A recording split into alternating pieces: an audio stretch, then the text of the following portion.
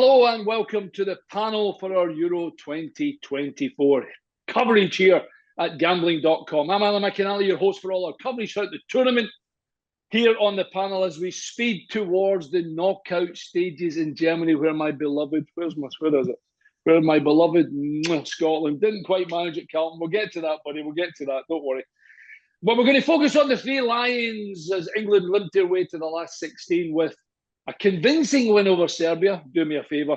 Couple of draws against Denmark and Slovenia, which leaves me to talk with my guest today. He has over 280 Premier League appearances in his name and an England cap to boot. It's Carlton Cole. Carlton, morning, buddy. How are you? How you doing, Alan? You okay? Yeah, well, I'm a bit disappointed with Scotland, kid, but we'll get to that. But you must be pretty delighted with England. Just before I give you a little household stuff. Happy? Yeah, I'm happy. And to think that we've won the groups without actually getting out of first gear, to show you there's more to come, potentially.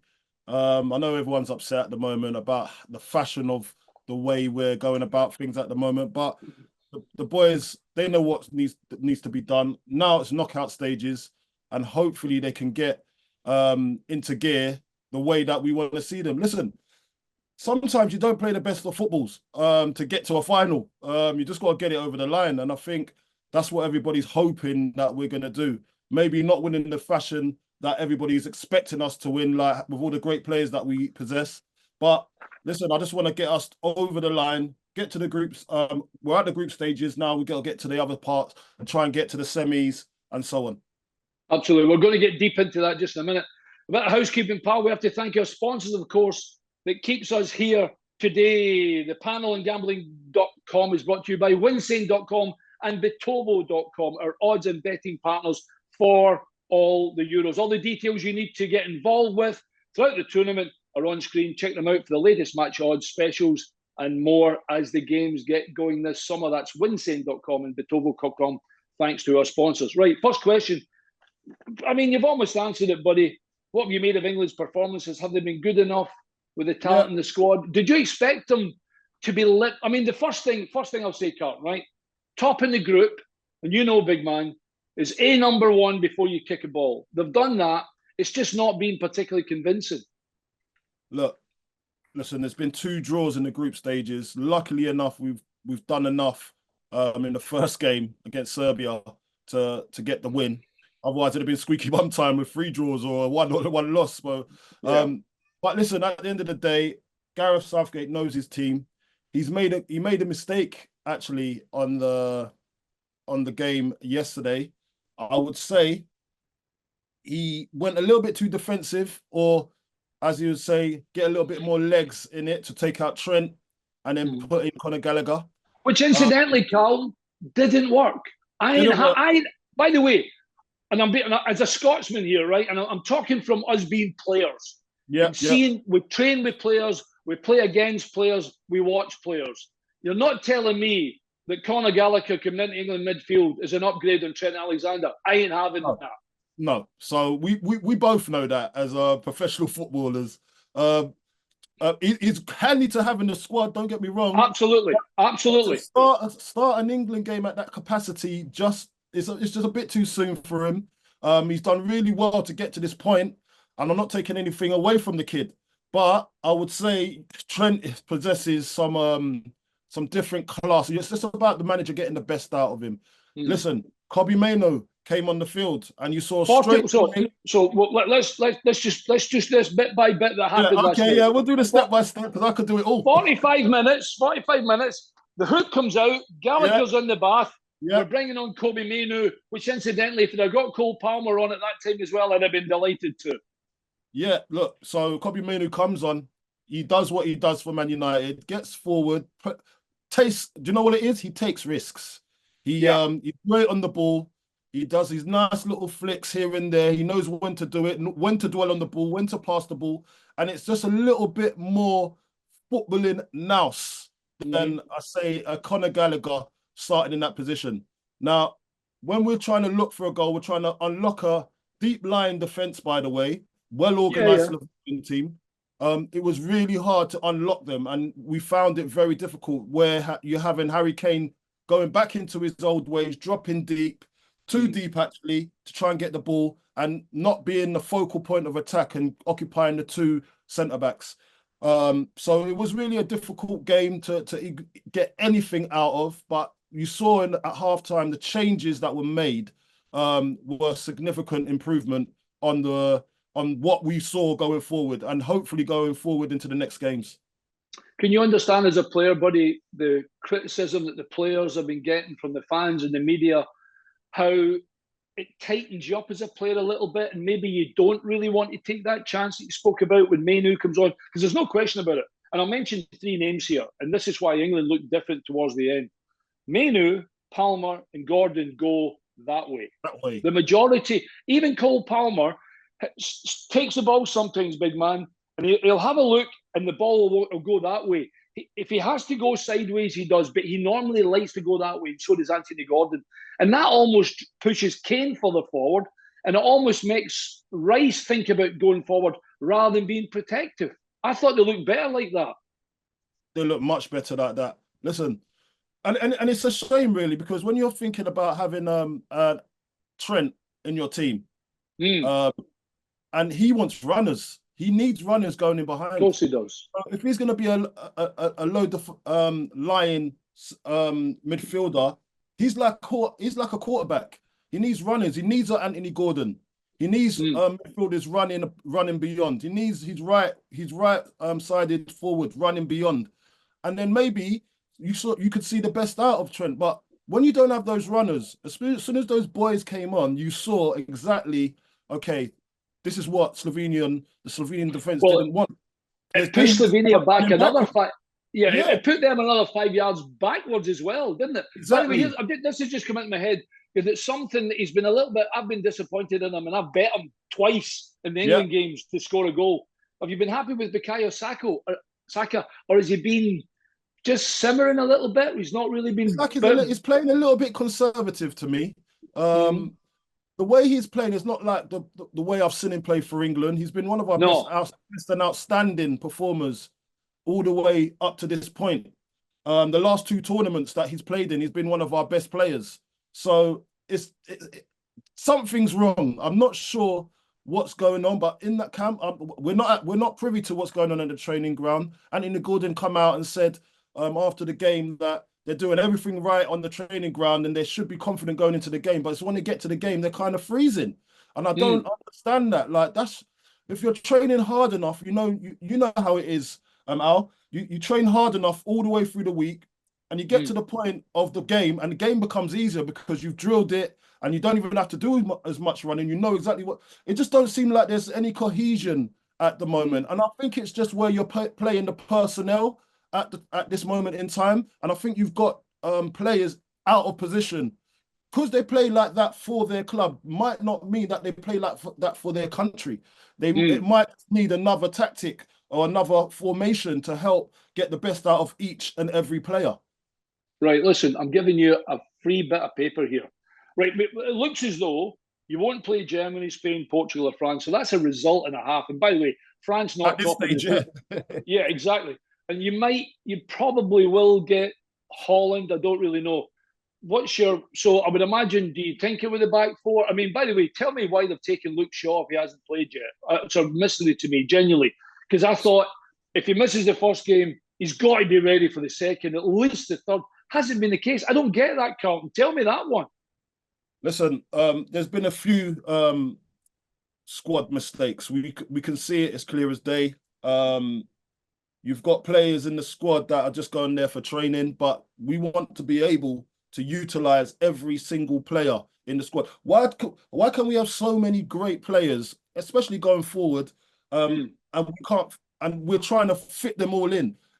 Everyone must have their role. Everyone needs their own role in the team and in the squad like that. And everyone understands, okay, if I don't start this game, I'm going to come out at some stage, because gone are the days when you're looking at club football, gone are the days sometimes your best player don't start the game. Kevin De Bruyne, we saw it for Man City. Sometimes he don't start the game. He comes on and he affects the game differently. Yeah. So it's a squad game nowadays. Gone are the days when, if I'm not in the starting 11, it looks bad for everybody and everybody thinks I've been dropped. Foden can come off from the bench and change the game. We should have taken Grealish. Luke Shaw, he's gone to. I think he's trained now. I think he has trained. I saw him coming out for training the other day. But I think he's played all of 8 games this season. Why would you want to take and that's in the Premier League? Why would you want to take Luke Shaw that's not been fit all season? And yeah, fair enough. He done well at the last Euros when he scored in the finals. Definitely, he was unbelievable. But ever since then, he's not ever had a consistent run of games and been fit. If you're gonna go, I swear that there must have been other left centre left backs in the league. By the way, if you want to bring balance, Carlton, go to the second division, go to the first division, go to the championship. Just give us a left back. Give us a left fullback. Because if you're gonna play someone that likes to cut in up front, you need someone to overtake and overlap. You can't. I saw yesterday that Kieran Trippier, I love Kieran Trippier, by the way, but me too. He's not been utilising his best position anyway, but he keeps on cutting in. He wants to look up and he wants to fire with his right foot. It's not fair on that. Big man, he ran up the touchline the other day, got to the halfway line, and somebody handed him a box of tissues in case he got a nosebleed going over the halfway line. I was like, what's happening here? So it's bizarre. It is really bizarre. And there's a lot of mistakes that's been made. And I'm expecting more from Gareth because he knows exactly. But I think he hasn't thought this one through on his squad selection this time. And you can't be hoping. I think gone are the days when you have to wait for a player to get fit. If you're not fit at the start of the tournament, you shouldn't be going because I tell you what happens, especially if it's a half and half serious injury. During the tournament or in the game, when the boy does get fielded, he's going to find some trouble. He's not going to be fully fit all the way through the tournament. No. So you're going to go revert back to, so you might miss, the player might have problem for like the whole tournament and only play one game. You know what I'm trying to say? So it doesn't actually make no sense to me. So that was just out of the water for me. I don't understand it. I'm going to play devil's advocate here. And I said it's as good a half hour I've seen from an England player for ages. The first game with Jude Bellingham, when I just thought he was like unbelievable. I was like, seriously, kid, stop it. You're making me look bad when I was 20 years old. Yeah. And I'm playing devil's advocate in a sense of, is he just hit the wall? I haven't seen him be just as dynamic in the last game and maybe even the tail end of the Denmark game as well. Listen, Jude Bellingham. He played a lot of games this year, big man. He has played a lot of games. Remember, he's only 20 years old. And people expect so much from him. He's a mentality monster. He leads with his heart. He leads with his passion. But you've got to play him in the right way and the right position. For me, the fact that you've got Foden that's has been outstanding in that number 10 role this whole season and is one player of the season for his club. And then Jude Bellingham's done really well in the La Liga. But he's playing for Real Madrid. He's got these players, he's got these flying. It's totally different. It's a totally different ball. They can carry him a little bit, if you understand what I'm saying. Yeah, absolutely. That's a good point. So it's not the same playing like that for your country because it's a totally different ball. Club football to country is totally different. You'll know that. It's totally different. It's two different animals. So absolutely. When they're going to, if Gareth is thinking, okay, Jude plays, he's been outstanding for Real Madrid in that number 10 role. He can do that for his country as well. He's kidding himself because I would rather see Jude in a number 8 role, just in front, just around Rice, where Rice is protecting, and then you can have Foden as the number 10. I don't see what it's complete and simple maths. Bring Anthony Gordon on, who's a runner on the left-hand side, and that will help Kieran Trippier because he definitely want to just like, okay, he's just going to be there to just back up Anthony Gordon, not to overlap. He'll just back him up because we need an out-and-out. We're not having that many crosses. No, exactly. What's that Kieran Trippier done? Harry Kane should have scored from, but there's just not been enough of them. Harry Kane needs to be fed, especially in the capacity he's playing right now, and he's not been having the chances. So when you have two wingers that want to cut in all the time, it's very difficult for a Harry Kane. Yeah. He's a goal scorer. Yeah, I was going to say, the boys seem to have taken their eye off the ball a wee bit because I'm hearing a few grumbles about the players not happy with the criticism they've been getting from pundits and ex-players, etc., etc. And I was thinking, well, exactly, I was going to say, I couldn't have given a rat's ass what anybody said about me, whether I was good, bad, or indifferent. But I'm hearing this grumbling. I'm thinking, get on with your freaking job, mate. Don't worry about what somebody's saying about you. What do you think, big man? It's nonsense. It's just a cop out. Listen, they know they've not hit the heights, the dizzy heights that we're expecting, and it started from Correct. before this tournament. Actually, Harry Kane came back into the side. I think the game before the last, the last game before the tournament started, and he wasn't at the races. So the grumbling started from around then. Those two games, the last two games that we had. Now we're expecting an improvement because it's tournament. Now it's the time. Nothing's happened. We've not seen a reaction. And it's been quite poor. So they can't accept the criticism. And if you don't want to listen to don't go on your phones. Don't read the papers. Don't. I know it's very hard, but you can actually. Your device can do a lot of stuff that it can lock out the outside noise. By the way, and you can just speak to your family, friends, and just be with your teammates. And anyway, on top of that, because of this, it's affecting the players' mentality, especially the young ones. When you're looking at a Jude Bellingham, you're looking at a Phil Foden. They're coming under a lot of scrutiny because, and you'll see on the pitch, if you looked at them carefully yesterday, you see them putting their arms up like that and always moaning because that's what they're trying to show the world. I don't know what's going on because they're listening to the outside noise. They're not working on actually making this work. So it's really hard mentally for these young, and remember, these are young lads. You know what I mean? It's only till we got older in the game when we started to grow a bit of a thicker skin, you know, and we focus on. But right now they've been going on great vibes. They've not had that much criticism. They've come off a back of a great season, and now the criticism's starting to settle in, and now they don't want to hear it. You've got to hear it. If you don't want to hear it, turn off your phone, mate. Yeah, exactly. I was going to say, I think the manager can play a big part in this because I don't really see him as being a seize mentality guy. But maybe he has to put into the players, look, lads, forget about the outside world. It's us against the world. Could that galvanise something that we haven't seen so far in England? I think Gareth is a very sensible, great speaker. Galvanizing his team, I'm not sure. The reason why I'm saying this because he's done brilliant to bring a club mentality to English football, the England team. He's joined everybody up, everybody's mates in that squad, and everybody looks after each other. Now, when I look at what, like, say at halftime, and it's not going well, and it's not everything is not cropped up the way it's supposed to be. Sometimes these boys, it looks like they're playing without fear, and it looks like they're playing out fear without fear of their manager. Some of the boys are not scared to make mistakes or anything like that. Listen, I want them to do really well, but sometimes I look at them and I think, what is Gareth going to say to some of these egos in there? And what can he actually teach them? If you understand what I'm saying, because they're from an Ancelotti, some of them are coming from a Pep, some of them coming from some great managers. And has Gareth Southgate got that utter respect in that dressing room where if it's not going well, no boys, you've got to keep to the plan or else there's going to be consequences. I don't think they feel that when they talk to or come around Gareth. I think Gareth has got them on side as their mates and wants them to do well and is a great mentor. But that fear factor, when you had a manager that you just knew, just don't want to hear this when I go into the dressing room, that actually gives you an extra 10% to not be sloppy or to take on your man. Like I said, you should do and what we've been doing all in training. Something has to change, and I don't know if these boys have got that fear factor over Gareth. But listen, I might be wrong because I'm not there. I might be wrong. That's a good point. It's a good point, big man. Absolutely. Listen, here on Gambling.com, we do, of course, have our sponsors, Winsane.com and Betovo.com.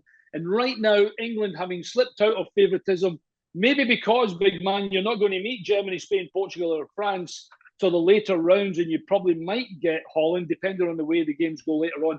England 4-1, Spain 5s, Germany 5s.